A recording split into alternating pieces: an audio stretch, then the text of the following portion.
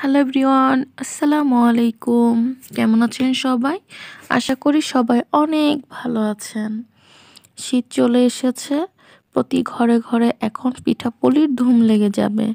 আর এই শীতের মধ্যে যদি দুধ চিতই না হয়, তাহলে তো শীতের কোনো মজাই পাওয়া যাবে না।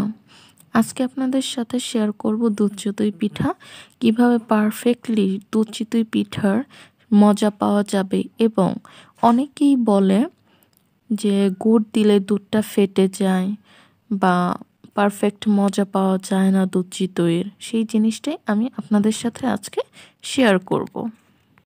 আমি এই পিঠা তৈরির জন্য খাঁটি গরুর দুধ ব্যবহার করব। আমি কোনো প্যাকেটের দুধ ব্যবহার করছি না। আর এই পিঠার আসল স্বাদ পাওয়ার জন্য যদি আপনারা খাঁটি গরুর দুধ ব্যবহার করেন, তাহলে আসল স্বাদটা পাবেন। আমি দুধটা খুব ভালো করে জাল দিয়ে নিচ্ছি। আপনারা দেখতেই পাচ্ছেন যে দুধটা জাল হয়ে একটু হলদেটে হয়ে গিয়েছে এবং দেখুন দুধের উপরে ঘি ভেসে উঠেছে। এ পর্যায়ে আমার দুধ চিতইয়ের জন্য দুধটা পারফেক্টলি জাল হয়ে গিয়েছে। আপনারাও চেষ্টা করবেন এভাবে খুব ভালো করে দুধটা জাল করার জন্য, যাতে ঘি ভেসে ওঠে, তাহলেই বুঝতে হবে দুধটা জাল হয়ে গিয়েছে। আমি গুড় জাল করে নিচ্ছি, যাতে যদি কোনো পোকামাকড় থাকে বা কোনো ময়লা থাকে, তাহলে আপনারা ছেঁকে নিতে পারবেন। আর যদি কুসুম গরম দুধের সাথে কুসুম গরম গুড়টা দিলে তাহলে আর দুধটা ফাটবে না। আমি চিতই পিঠা আগে দিয়ে দিয়েছি, এখন আমি গুড়টা দিয়ে দিব। আমি গুড়টা দিয়ে দিচ্ছি, যে যেমন মিষ্টি খান তেমন দিয়ে দিবেন। আমি গুড়টা দিয়ে দিচ্ছি। এখন দুধ আর গুড় একটু মিশিয়ে নিচ্ছি।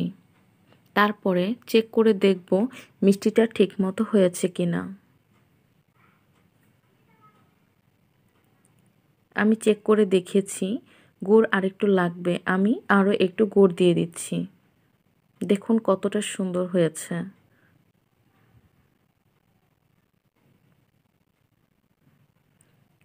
আমার দুধ চিতইয়ের সাথে গুড়টা মিশিয়ে নেওয়া হয়ে গিয়েছে। আমি কিছু কিশমিশ দিয়ে দিয়েছি, আপনারা নারকেলও দিতে পারেন। এখন আমি 2 ঘন্টা পর আমি পিঠা পরিবেশন করব। আমি পিঠা পরিবেশন করে নিয়েছি।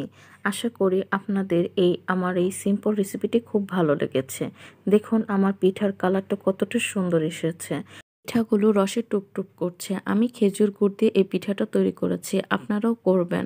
আশা করি আপনাদের অনেক ভালো লাগবে। আর নতুন নতুন রেসিপি পেতে আমার চ্যানেলটি সাবস্ক্রাইব করুন।